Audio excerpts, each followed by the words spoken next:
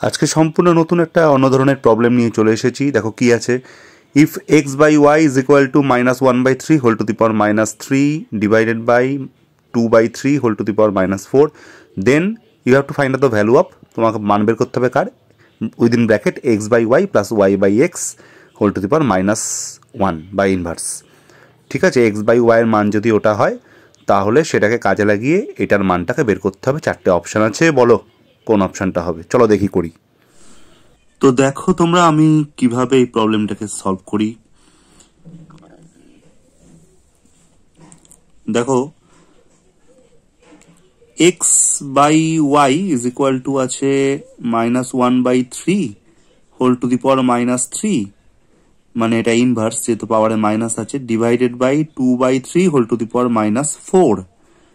এখন এই যে মাইনাস দেখছো না ইনভার্স, এই ইনভার্স ফাংশনে কি হয় জানো তো, এইটা না উল্টে যায়। এই যে মাইনাসের জন্য, পাওয়ারে মাইনাসের জন্য 1/3টা উল্টে গিয়ে 3/1 বা শুধু 3 হয়ে যায়।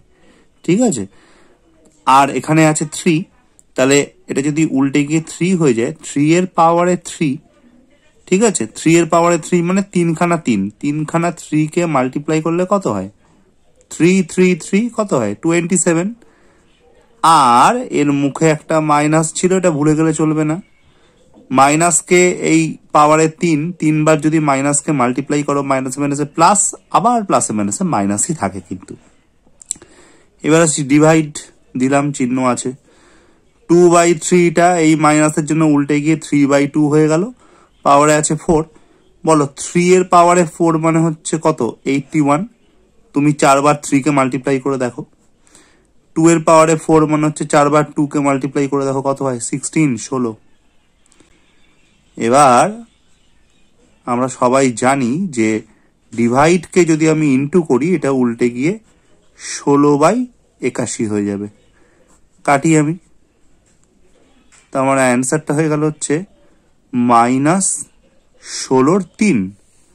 এখন আমাকে বের করতে হবে এটার মান, এই পুরোটার মান।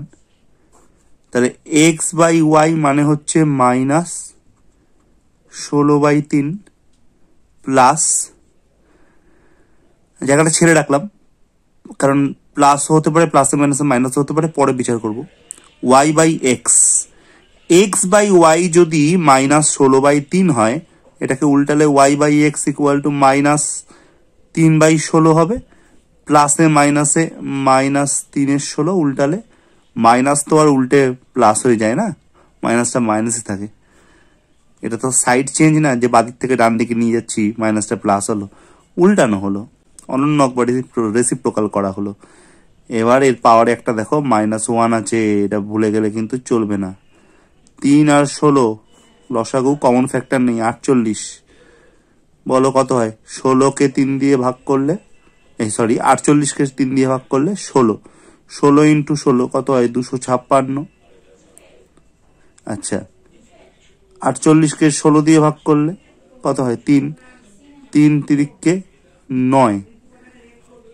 এর আগেও মাইনাস, এর আগেও মাইনাস, মাইনাসটাকে বাইরে নিয়ে নাও, ভেতরটা প্লাস করে দাও।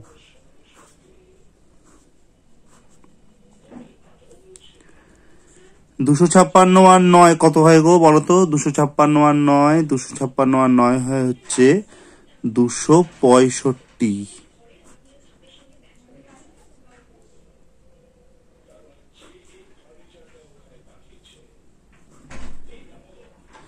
এই মাইনাসটা থাকবে।